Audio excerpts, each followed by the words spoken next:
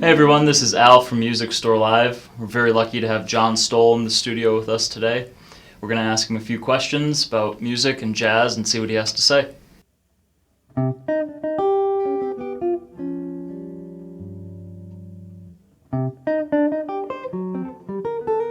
I've read a couple of places that Jim Hall kind of has this infamous quote in the guitar world. He says, "I'm not a guitar player, I'm a musician." I like that quote.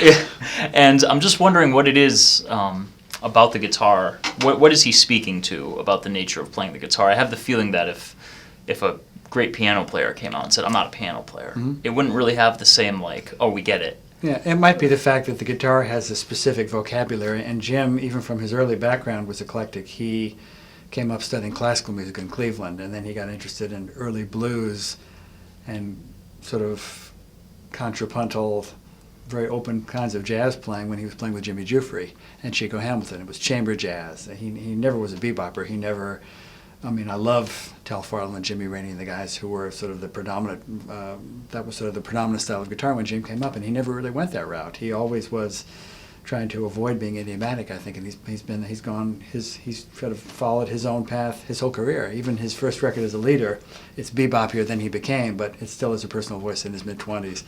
So this notion of trying to, if you're comfortable pulling diverse influences together, which he always has been, then I think you have at least a better shot at being original. So I think he thinks of himself not as someone who plays anything that sounds like a guitar cliche. He never really has gone that way, ever. Right. And I love the mainstream players, so I'm not knocking anybody else for sure.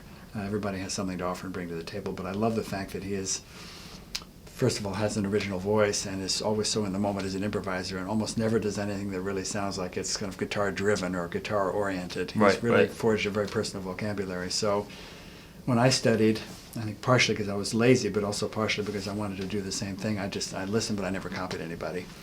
And a lot of guys will say transcribing is useful, but I never did that, partially for that same reason. I think sometimes it can be very difficult to get beyond the things that you're memorizing to create a vocabulary. You're maybe stuck with those things that you've learned.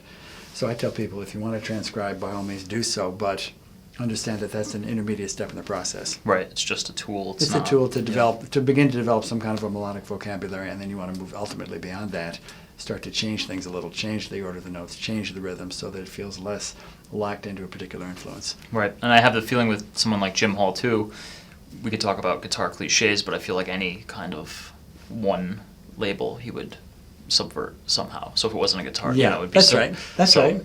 And I think he's still growing and changing. I mean, I think some of the effects he uses, I think sometimes I like his pure sound maybe the best, but the fact that he's still experimenting and trying things, whether or not they're always successful, the fact that he still has that spirit in his 80s is so fantastic. I love that. Right.